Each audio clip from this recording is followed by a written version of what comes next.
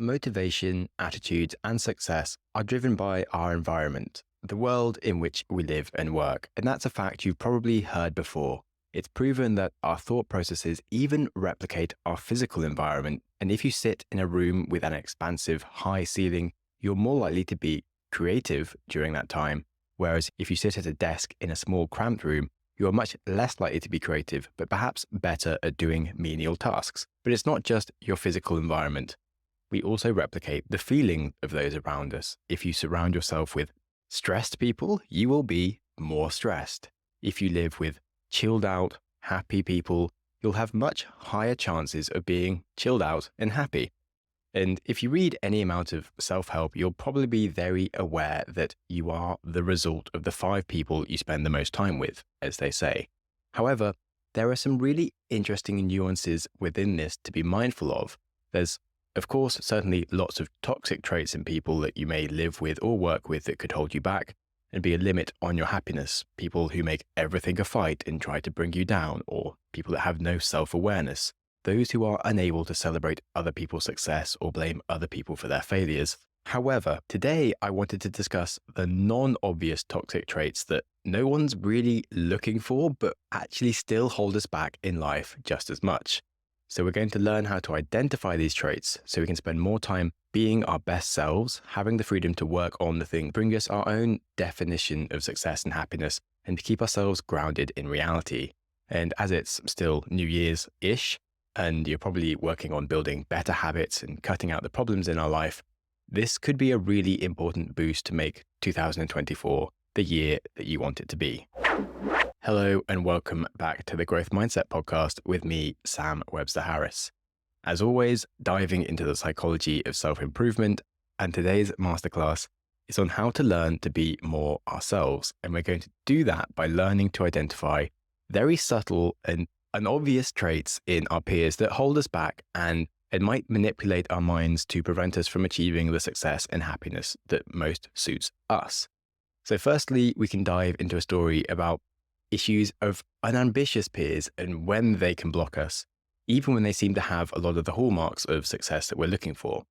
So I love skiing, and when I ski, I can forget life. I can focus on increasing my skill purely for my own enjoyment. And I'm pretty good at skiing, and I'd like to think I'm pretty good at enjoying myself.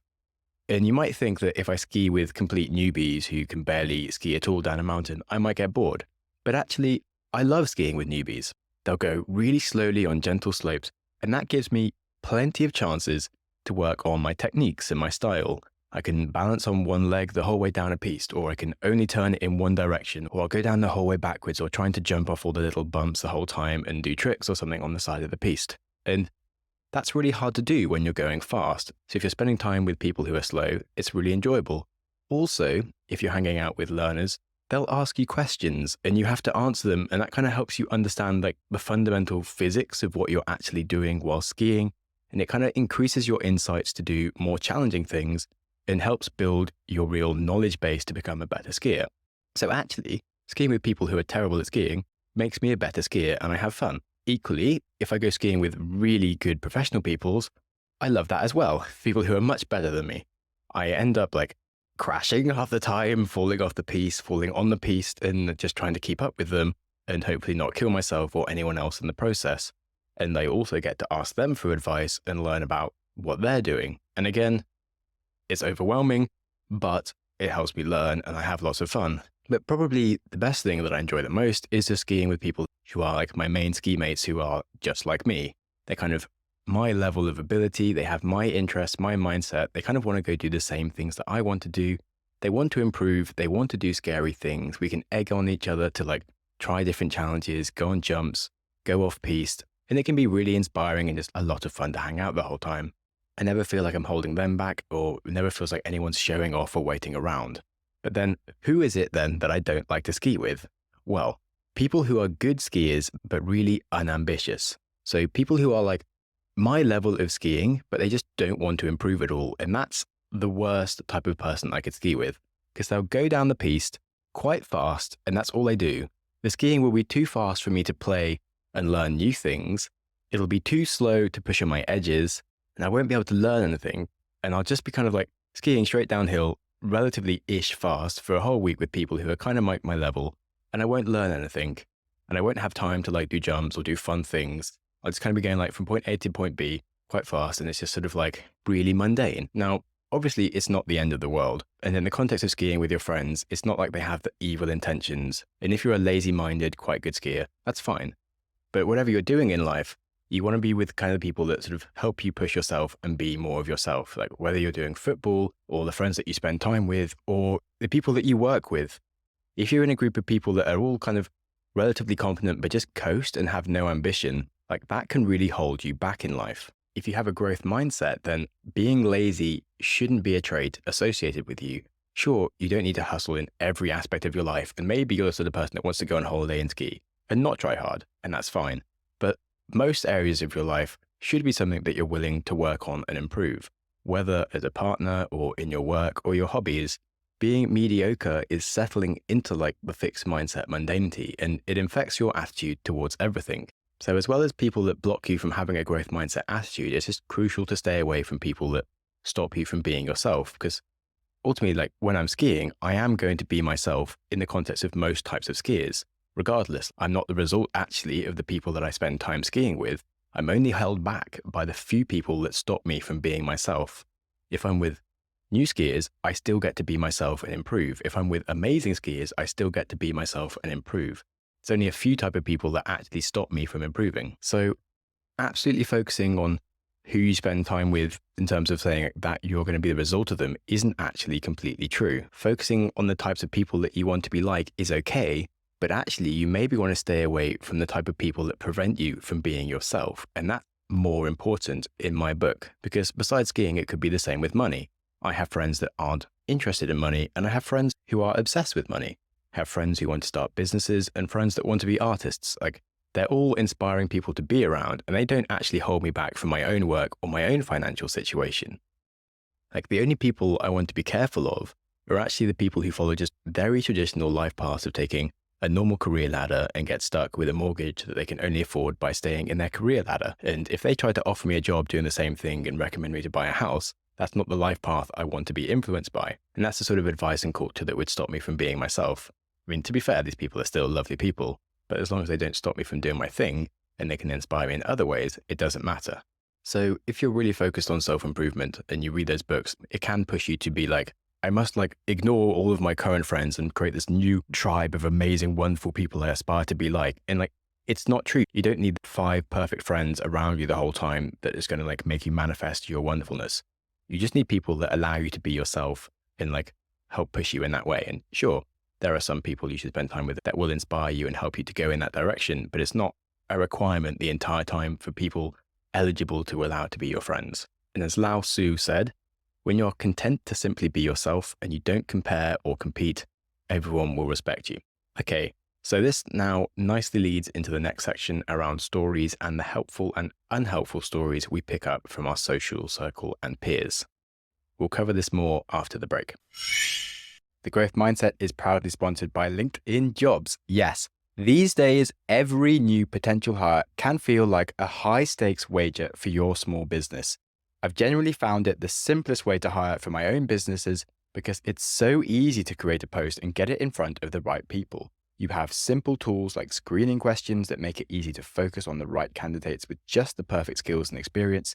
As we all know, the right team member with a good mindset and a culture fit is invaluable for your business, so you want to be exposed to the best people possible. Small businesses consistently rate LinkedIn Jobs the #1 in delivering quality hires versus leading competitors. So remember that LinkedIn Jobs helps you find qualified candidates that you want to talk to faster and for free. So post your job for free at linkedin.com/growth.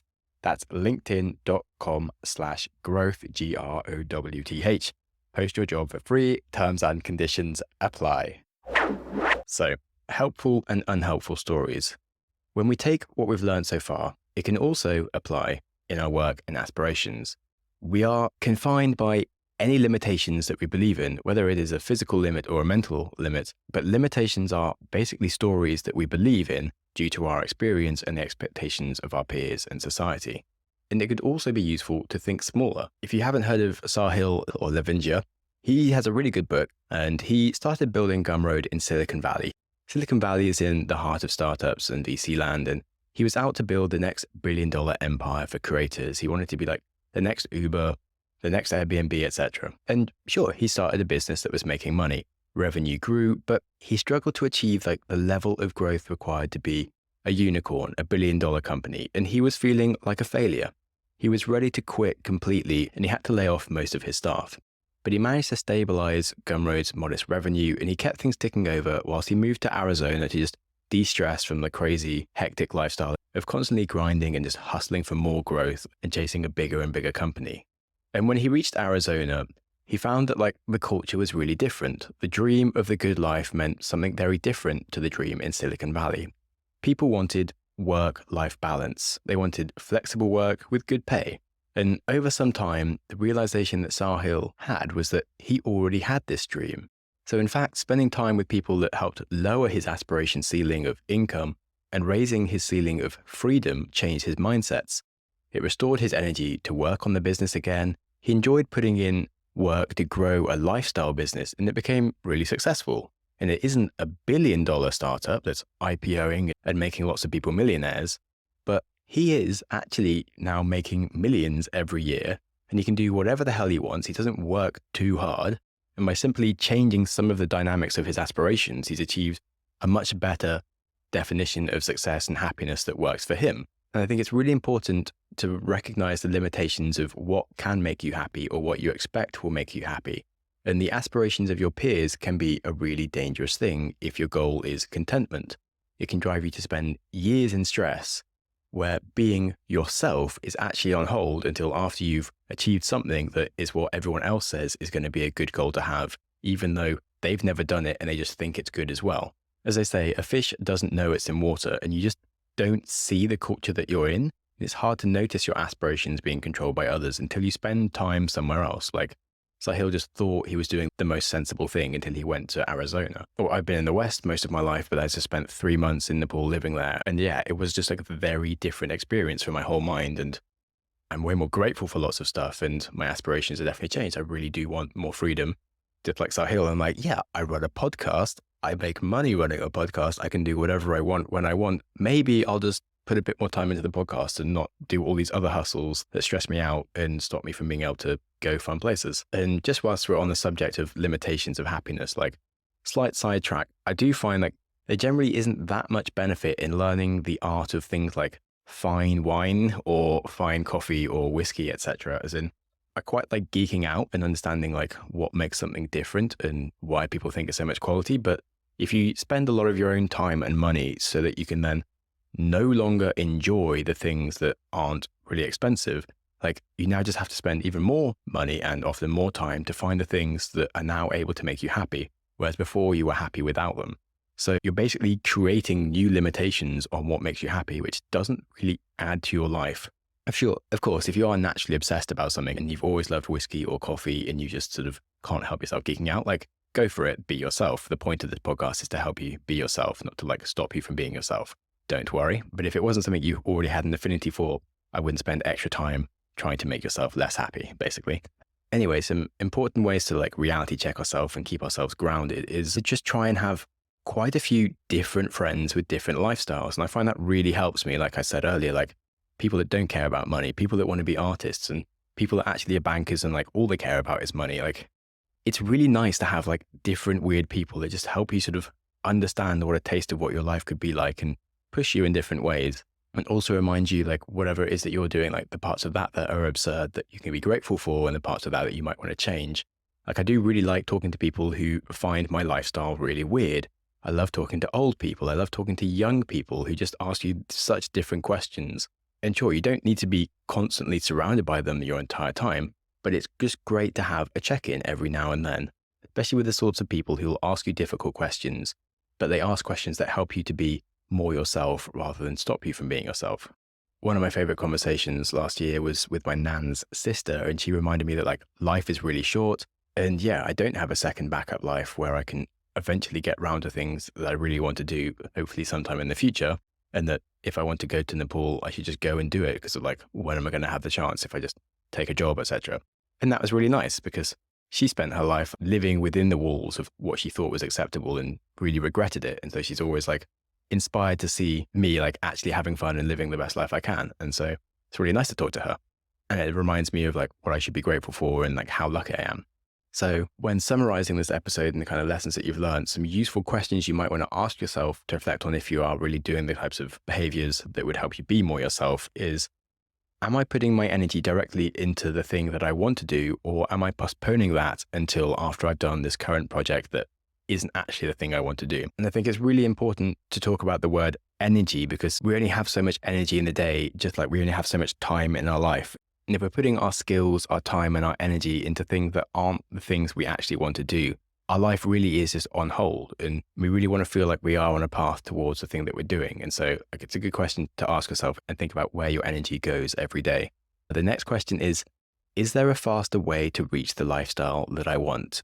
And it's just good to second guess ourselves and actually think about if we just sort of putting ourselves within the walls of like, I have to do this long 2-year path before I can actually go and do this thing. And sometimes there are just much easier ways that we can just go and do it straight away without having to wait for things. Like I could wait until my podcast has 4 times more downloads before I allow myself to just be a full-time podcaster. But that might take years. It might actually be impossible to do whilst I'm not a full-time podcaster. So I may as well just do it straight away.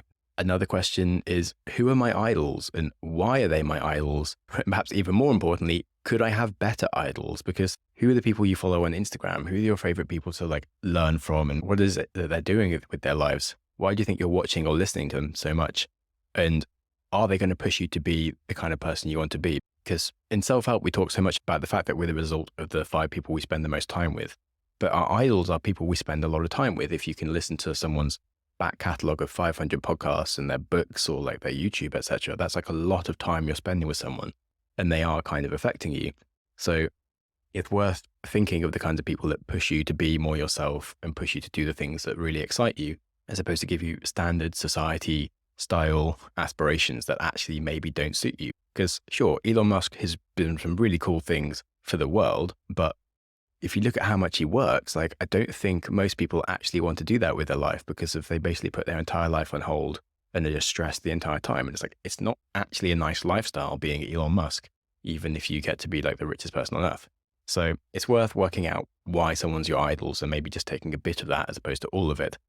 And then final question is, think of 5 people you know who are your 5 favorite but very different people to you. They're a different lifestyle, different stage of life, just different in some way. And you have to like them all for some reason, like because they're really happy or because they're really good at working or because they've always got like something creative on the go. Whatever it is, like there has to be something about them that you like as well. And then ask yourself what you think they would tell you. And you can directly go and ask them yourself, or you can just sort of use this as a thinking model whenever you're journaling or just thinking about your life and how you want it to go. And it just really helps you sort of get a bit more perspective, get out of your own normal ways and patterns of thinking to take on different attitudes and think of different sorts of answers than you would have otherwise. And you can also do this with GPT. You can even ask GPT to behave like someone that's famous and then ask them questions. And that's really cool. So that's a fun one for you if you want to try it. And on that, that is the end of the podcast. So thank you very much for listening. If you have any feedback, do please add a comment on Spotify or YouTube or send me an email at growthmindsetpodcast@gmail.com. We've had some really useful comments lately. We've had some people talking about the kinds of things that they like in the episodes or not. And we have been changing stuff. So that's been great. Please keep it coming.